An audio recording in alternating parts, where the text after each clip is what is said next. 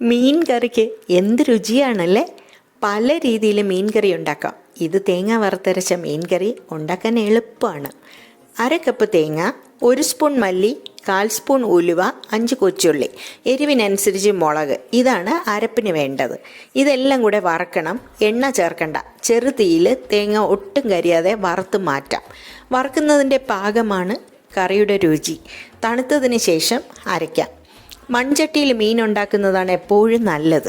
ചട്ടിയിലേക്ക് അരപ്പും 1 നെല്ലിക്ക വലിപ്പം പുളിവെള്ളവും ചേർത്ത് തിളപ്പിക്കാം.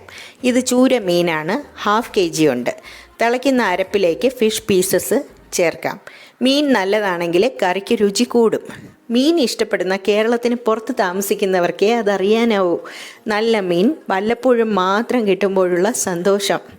മീൻ മുഴുവനും ചേർത്ത ശേഷം 1 ടൊമാറ്റോ, 2 പച്ചമുളക്, കറിവേപ്പില, പിന്നെ പാകത്തിന് ഉപ്പ് കൂടെ ചേർത്ത് പാത്രം അടയ്ക്കാം.